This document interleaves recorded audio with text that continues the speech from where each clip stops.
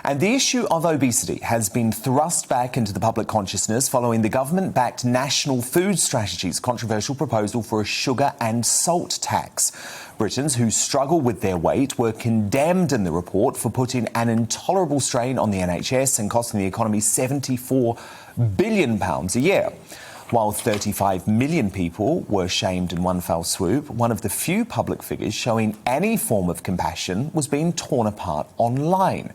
In a column that appeared in the Daily Mail on the same day as the findings were announced, Liz Jones, my guest for tonight's Big Question, shared her experience living like one of the 28% of adults who is clinically obese. Donning an empathy suit that gave her the physique of a 20-stone-plus woman, Liz set out on a mission to see if the so-called body positivity movement has made us more tolerant or whether it's just paying lip service to obese people.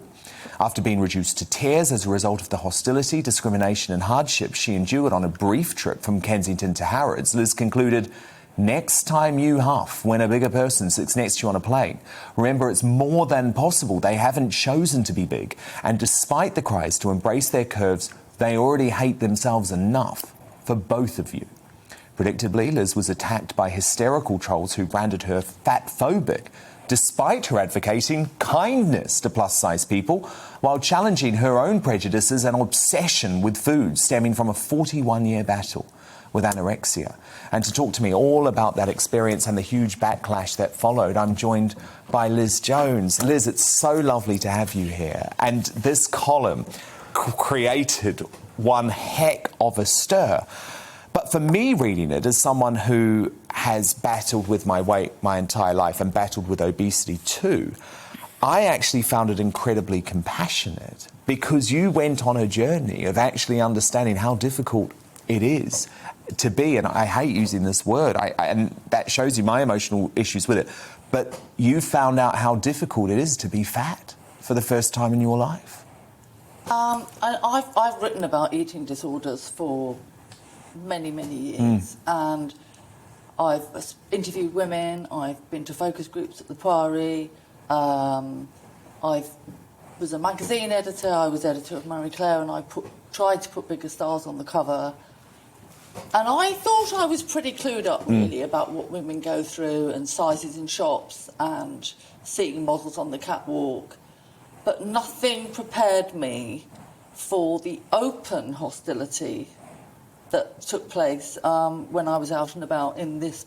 It was a size 46. Yeah, let's have a look at some of these images because it's just absolutely fascinating. They're very visceral because it shows just how uncomfortable you were. And so that's you getting this empathy suit on. Put it on me. It was very heavy.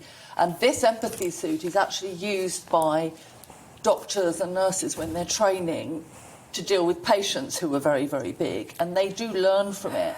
And my God, the transformation. I immediately had the body language of a bigger person. I was immediately clumsy. I knocked things off tables. I immediately got on people's nerves. And people had very little patience with me.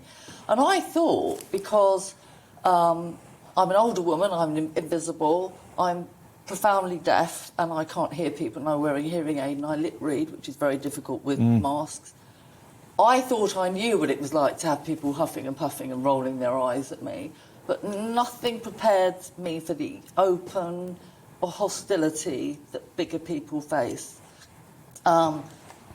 Openly rude to me, even shop assistants. I couldn't fit behind tables in restaurants.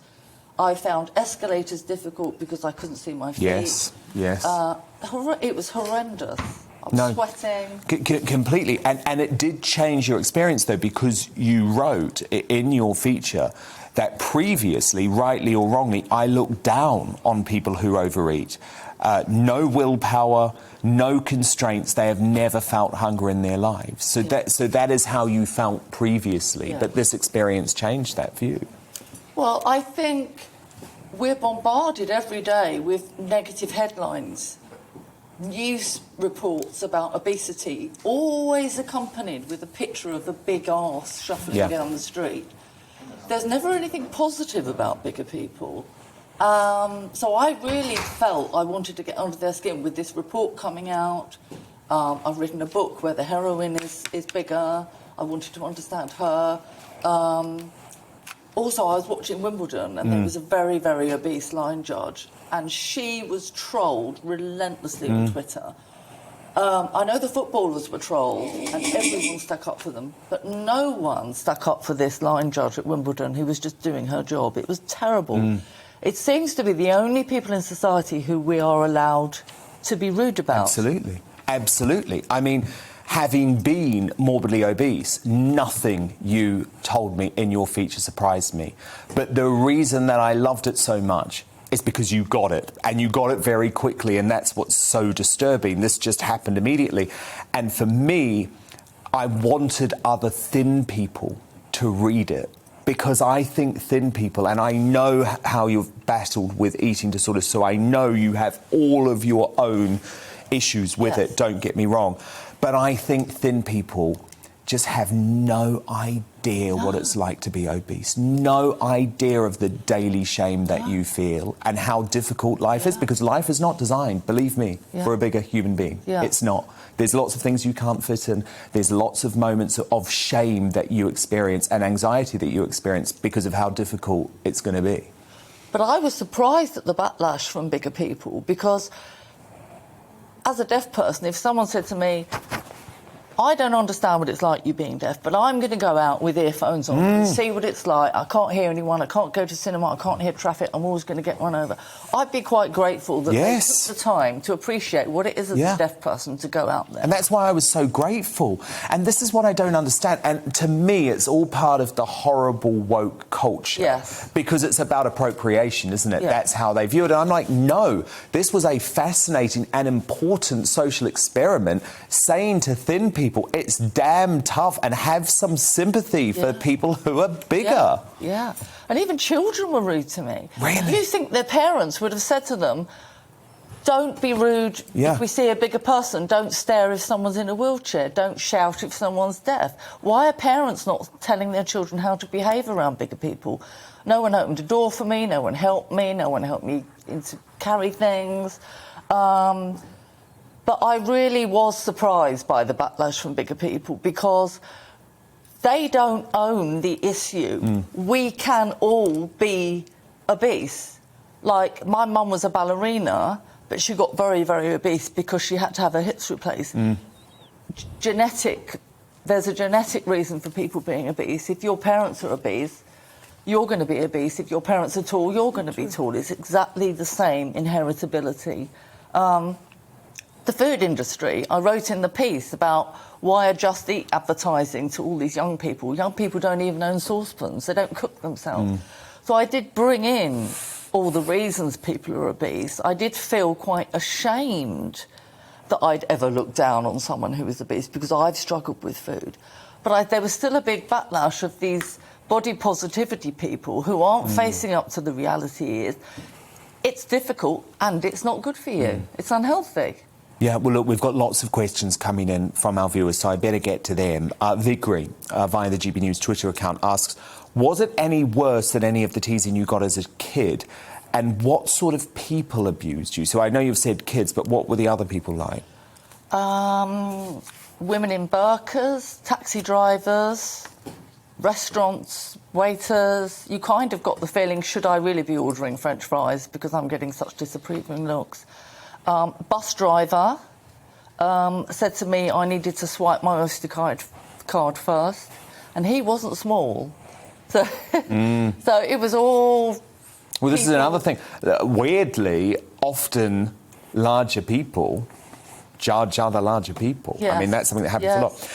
James, on Twitter, he asks, why not just ask people who are fat? You wouldn't really experience what happens to us. So he obviously is someone who battles with his weight and has a problem with what you did.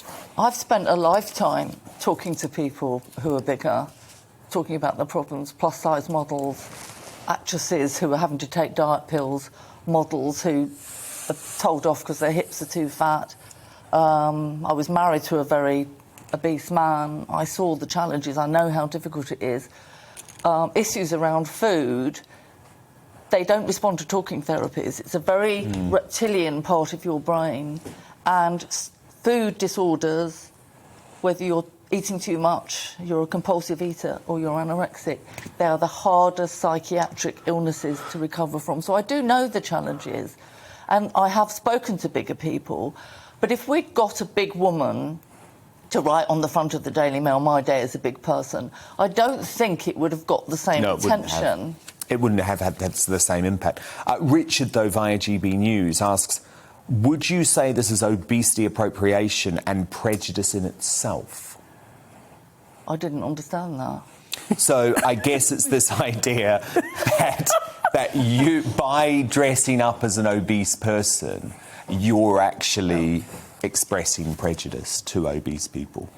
I'm interested, as someone who works in the fashion industry, who's edited magazines, I'm interested in how do we represent bigger people in the media. And at the moment, I don't think that we're doing a very good job. Welcome to the GB News YouTube channel. You can watch us live 24 hours a day, catch up on your favourite shows and join in the conversation in the comments below. Don't forget to subscribe and you'll never miss any of our exclusive content.